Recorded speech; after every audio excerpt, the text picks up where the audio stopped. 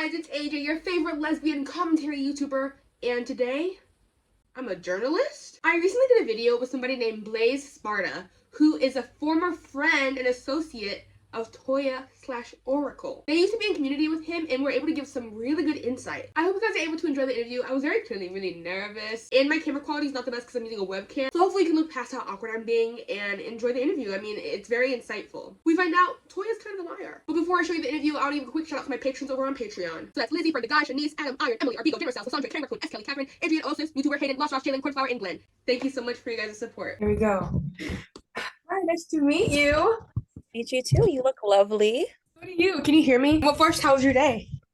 It was good. I finished up my session with my student. I came home and I'm here now. All right. Well, who are you? What do you do? Oh, okay.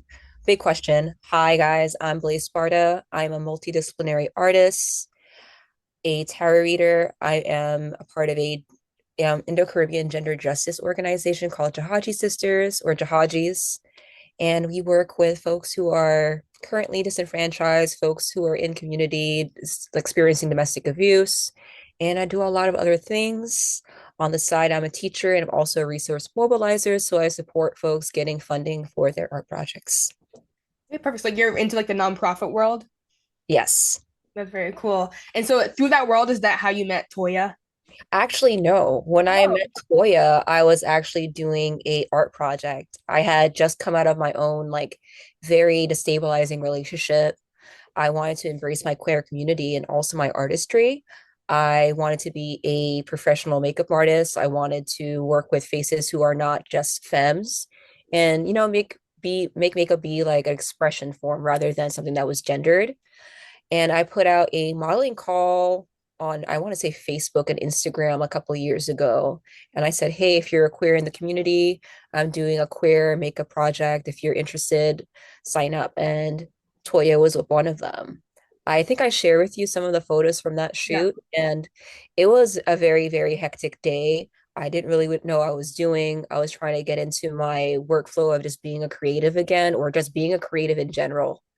And yeah, so when they sat in my chair, I remember it being just like they were judging me a little bit because, like, obviously I was a very out of my depth. I had never done this something before besides my own face. So, and I also didn't look very professional. I came hair undone, no makeup, nothing. So I think there's this expectation when you're creative or rather a makeup artist that you're supposed to be like to the nines. But I was so focused on everyone else that day. I wasn't like, locked in, if you so to speak. Okay, so you said that they were judging you. What were they saying? Well, like things like giving me, it was more body language. Hmm.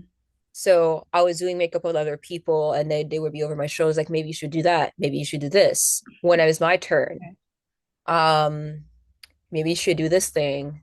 I don't like this for me. And when you're a makeup artist, you kind of just want to listen to your client or whoever's in Yeah. your chair because you want them to be comfortable. But it was giving like, oh, I expected something better than this because you have this studio space that you're using. And it's the impression is like, how do you have these resources when you're not even like qualified for it? Yeah. Right. Very And frustrating. Yeah. that felt hurtful at the moment because like I think I was giving those opportunities because people saw my merit and my ability just for myself or giving me an opportunity so I could build myself, you know? Yeah. So how did that transition into you guys actually being close enough for you to be someone to facilitate a conversation between them and their roommate? Great question. So they were actually very close friends with my ex-roommate. I will not name names Okay. during the interview, but we all like, well, my roommate and I lived in Brooklyn and they would, have queer parties, they would have kink parties. The person at the time was very sex positive and we're in the rope and like BDSM scene. So I think that's how they knew Toya. And I completely forgot about Toya by the time I was living there. So I was just like, oh, you know them. It's nice to see you again, type shit. And, there was never any animosity. We never really got close because, again, like, just Toya always gave this energy of just being a bit standoffish with at least me. And I couldn't really understand why. I thought maybe like, oh, maybe they didn't really appreciate the makeup I did for them, or they just didn't, we just didn't get along. That's fine. But it just seemed that they had a very certain type of person they want to be friends with, and it wasn't myself. And like our personalities just didn't mesh. But I was in the house I was living at. My roommate's partner was also a part of the Audra Lower project. I was trying to get involved more with community activism and just being a part of like work that was bigger than myself. So I went ahead and contacted ALP so I could learn about their mediation program. And that's how I got certified in community mediation. It was led by Chauvet Bishop and Kirby Joseph. Those are already people who are really big in that scene and have been really amazing for this community. So they facilitated my training. Once I finished training, then I was able to like, okay, this is work that needs to be done for a community. We need to see escalation. We need ways to have conversations that aren't hostile so we can just come to agreement. And it's the height of COVID. People are just in their houses all the time. Things like this could happen. So I did my work free of charge, Okay. and that's how I wanted it to stay. I wouldn't say that Toya necessarily took advantage of it because I reached out and offered because they put this plea out on their socials about going through some situation with their roommate, needing support, and I offered mediation. So like, hey, it sounds like you're going through a lot with them. I think it would be best for you in the situation if you just came together in a moment of peace and just try to talk your differences out and come to a compromise. Okay. So it looks like, okay, I'm sure you read the Substack article also. I'm not gonna have you say too much about Ade's part because I know that they're not in this. But as far as Toya's in this situation, were the things that they said accurate? No. Okay. So I actually only learned that I was involved when I saw your video and I heard my name drop, and I was like, because the first video you dropped, I was just like, oh my God, I know this person. That's kind of crazy.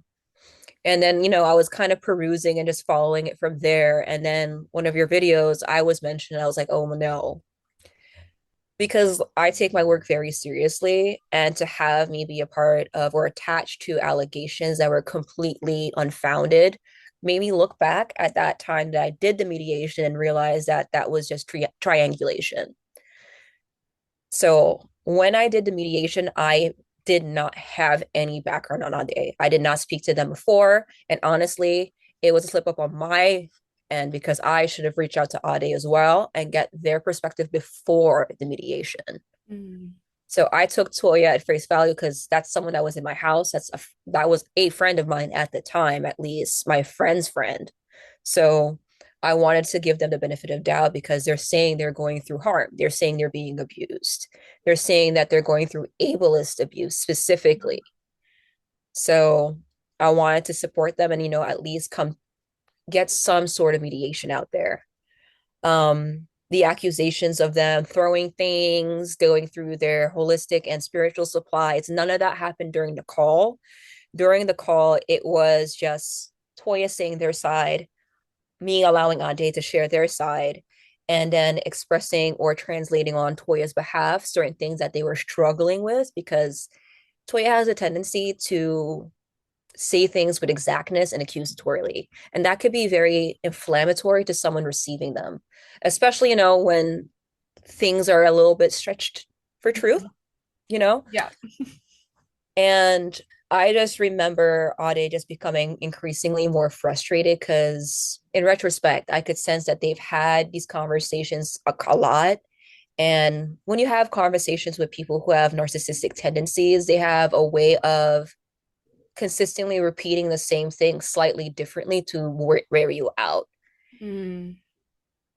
And the prep before the mediation, when Toya told me everything, I was going in being like, all right, this is what Toya is saying. I need to understand where Ade is coming from. So I don't want to say too much because I don't want to call out Ade, but like I said, well, Toya is stating that you were doing these four things about the home and what they need, and it seems that you're just not being supportive.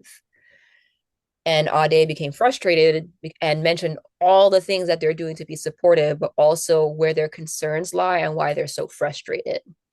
On the Substack, I recall them saying that Ade agreed that they were being abusive, and that wasn't true either. And I think they were referring to the email that Ade had sent them when Ade was just apologizing for their tangent that they did on social media for being not appropriate, which I do agree wasn't appropriate, but they explained where it came from. Not that it justifies it, but like they did apologize. But Toya took that one admission as a some difference of them admitting to all forms of abuse.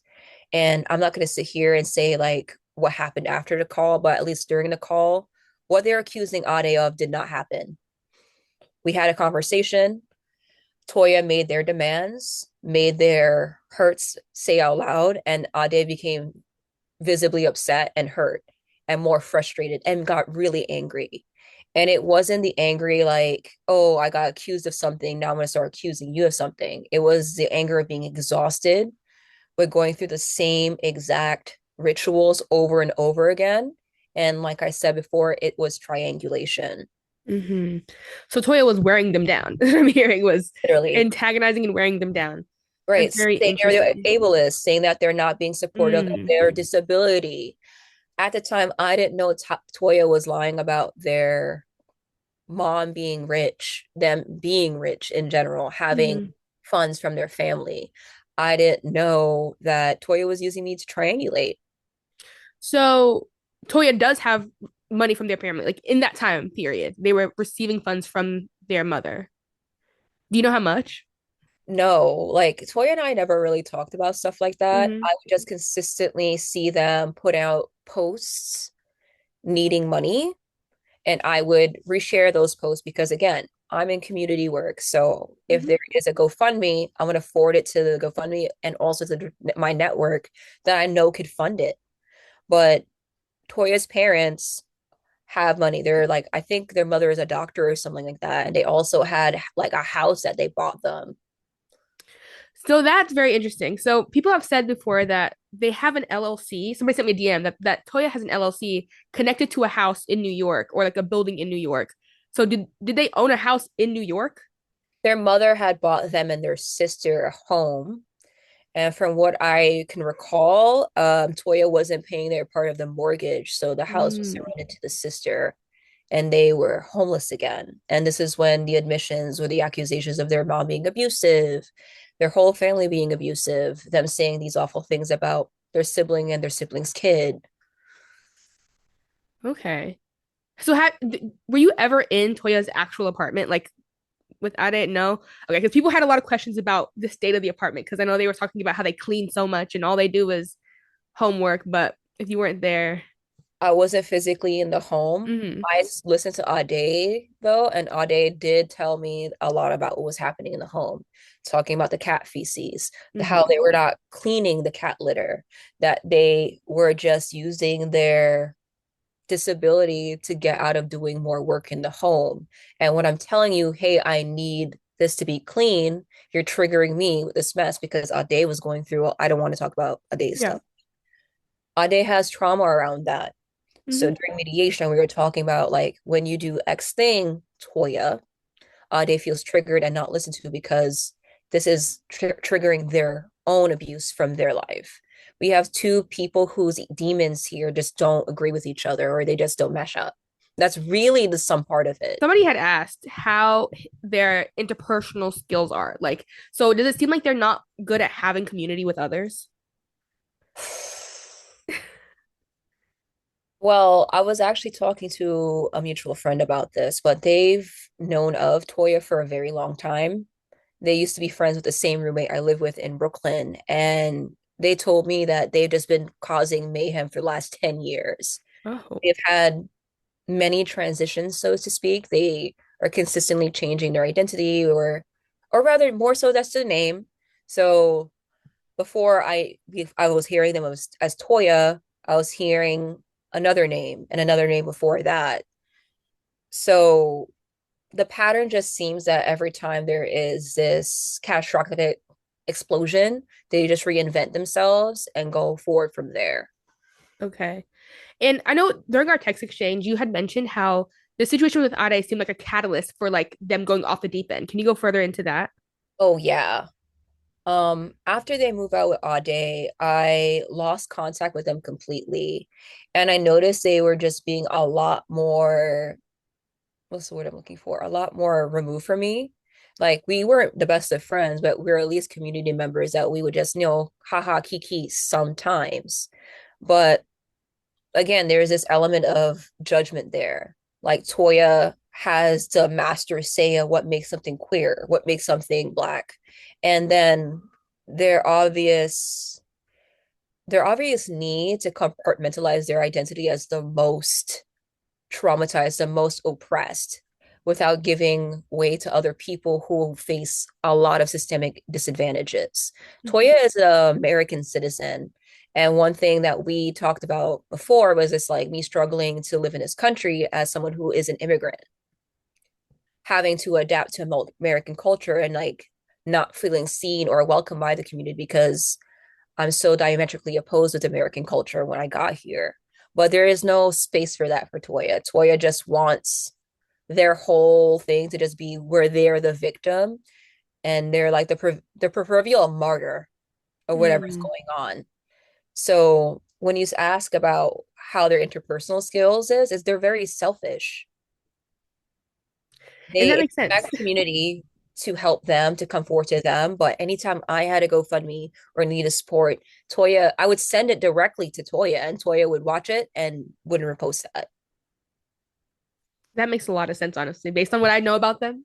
I don't know too much, but based on what I've seen, that makes a lot of sense. Do you think he's putting on a persona online? I think that Toya it creates facades for whatever is beneficial in the moment. So Okay. this new narrative of fat phobia is really that it's been recent. They have been saying that they have been in a bigger body their whole life. That's not true. And I Yeah. think it's just another identity they have picked up so they could have further proof of being disenfranchised or being oppressed in some way. And their identity pile up kind of coincides with certain identities getting bigger, i.e., when the fat phobia or the fat liberation movement started picking up steam. Mm. So do you think he got fat on purpose? Huh? You think he got fat on purpose, or is that just you think? So I think they just gained weight and it Yeah, was beneficial for them to have be that a part of label. this movement. Yeah. Yeah, the things that they say about their weird takes with children and like sexual deviancy, have they always been kind of like a sexual deviant in some ways, or were there any signs? Well, they were in the kink scene, but I would not associate kinkiness and being a part of that scene with sexual Mhm. deviance. Toya and I never spoke in depth about their past history with sexual assault or sexual abuse or any of that. But me learning about their deviance came from their own admission out their own mouth from their TikToks that I'm seeing. I do know that they were a teacher at one point, but once COVID was happening, none of us were in schools anymore. So I was really shocked to just hear what they were saying. Yeah. So you said they're in the kink scene. Does that mean like kink parties or just like did they try to come at Parties, you sex for it? Like, what parties. were they doing? Well, one of our mutual friends had a play party. Toya had attended some. I know that they'd done some rope play before, stuff like that. So they were just in the scene. They were in the queer scene being, happy and gay, as we all do. It was Mm-hmm. COVID. So, but I wouldn't say that they were extremely deviant till after the fact. So this is after 2021 where I'm hearing these accusations coming out, like from online, from people posting things about their experience living with them. They never did it to me because they were not allowed in my house at one point. And that wasn't because of me or anything. I just moved out and they just probably fell out with a friend that I was living with. Not sure. Okay. So with you seeing everything online, what has been your reaction to all of this? Has it been kind of like a shock to your system to be like, I knew this person and they're now weird. Like they're doing weird stuff online. Oh my God, absolutely. It kind of just feels like whiplash. I did not expect to see them just pop up on my YouTube feed of all things one day. And I was like, I haven't seen them in years. Why is there like a whole call out on them? I'm just like, oh, they did some sexually predatory things. Oh, they're recommending porn for children. Oh, they lied about some abuse allegations. It was just a lot. And I was talking to, again, our friends about it, our their ex-friends, and they filled me in on some of the details of what they knew. I won't mention because I don't want them to be, involved or be Mhm. targeted by Toya, but I just couldn't believe it. I'm Wow. kind of glad we never really got close and it was just a very surface level relationship, other than, them being in my chair doing their makeup and having that unproductive mediation. Hmm. So then what was there a catalyst that ended the friendship, or is it just like it fizzled out because they kind of were in a transitional period? I stopped talking to them because I just felt this immense judgment from them. Like at the time, I had a partner that was non-binary, but because they were assigned male at birth, I just felt like Toya had some like reservations about them, and they were also fair skinned. So I just felt like Toya was one of those people that judges Black people for dating people lighter than them or Hmm. not as Black coded, quote unquote, as them. My partner was indigenous at the time, indigenous Dominican. So I just and Toya is Haitian. So there Hmm. was just some feelings about them there, I believe. Other like just other than the judgment, the only thing that I felt from them is like they would only message me or send me things that were involved with them getting money. And at the time, I had Mm. nothing. And because I had no money, Toya wouldn't talk to me. And there was a period of time where it's just like, wow, I only can be around people who are actually there to support me. And then not when I'm just like able to give them something. So Yeah. Toya stopped being my friend because they didn't value my friendship. They didn't value my words. They didn't value my support. And they were willing to offer support. They were also just, again, judgmental about what a Black person should do to like live their life, especially a Black queer person. It seemed like I needed to fulfill some sort of like these check boxes and be on this echelon of like Black liberation movement or whatever to be valuable. And Mm. like I was somehow fake by not fulfilling their ideologies. Yeah, it sounds like to me that he was kind of using you, but also, or just using people in general, but also wants control over people, which I think is very odd. Like he seems to want control over what people do with their lives. I think they're just a little entitled. Hmm. They feel entitled to say what is the truth. They feel entitled to tell you what you should be doing and how you should be acting because they believe they are the moral paramount. And there's a lot of pseudo intellectualism with what they say, and especially with how they act. When you read the Substack, you see yourself that they kind of posture intelligence in a way that's very hollow. Hmm. And it just gives like they were just like read the first page of like some Audre Lorde book and then decided, yeah, that's my whole personality. I am the sum total of what everything is. And if you don't listen to me, then you're not a good person. If you don't follow my way of being liberal, you're Yeah. not liberal. And that isn't conducive to any sort of growth or change in community. Yeah. That was very well put. Thank you. Very well said. Circling back to his parents, and I know you don't know too much about that dynamic, but would you say from what you do know that they are as bad as he's making them out to be? I can't say for sure that they're as bad as they say, but I do recognize that there are certain ways Caribbean parents specifically act Hmm. towards you when you come into this country or you live in America as an American born or American living child that can be very destabilizing and destructive for your personality. So some of the things that they have said online, I've recognized in my own families and been like, oh yeah, this obviously can lead to where Toya is now because of what it is. The anti-blackness, the colorism, the fat phobia in some ways they are very, very harsh when it comes to appearances and how you act. So the counter to that when you go through that kind of abuse is that you want full control of who you are and what you are. And if everybody else doesn't listen to you, it kind of just triggers that feeling of when you're a kid and everything that you heard from your parent was that you're wrong. Yeah, that So makes when I sense. look at Toya, I'm like, oh, this reminds me of this because this could have easily been myself if I had not had the community support that I did.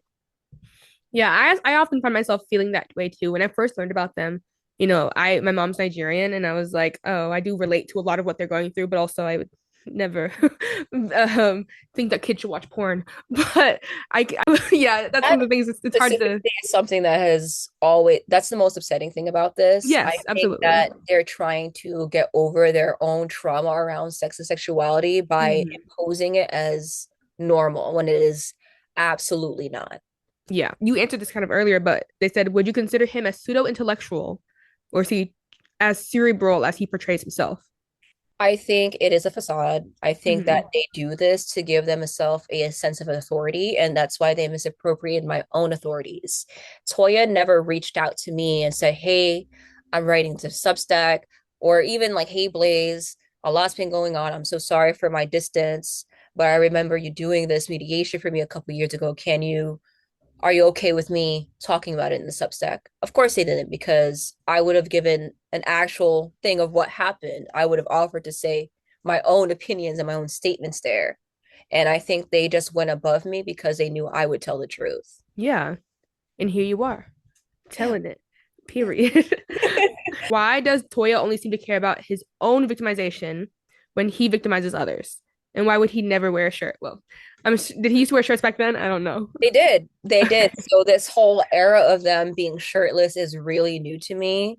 And I see it as like as something that's been tied into their fat liberation work, Mhm. which is like it's beautiful in its own, but there are some things within it that can be criticized. But I'm not the one that do can do that. I'm not someone that lives in a bigger body, so I can't say.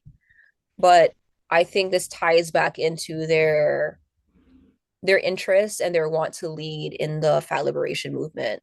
Because Mm. part of that, there are other creators that are also shirtless all the time. I can't recall their name, but I recall there is one other trans man that I know in that movement who is also always shirtless. Mm. So Interesting.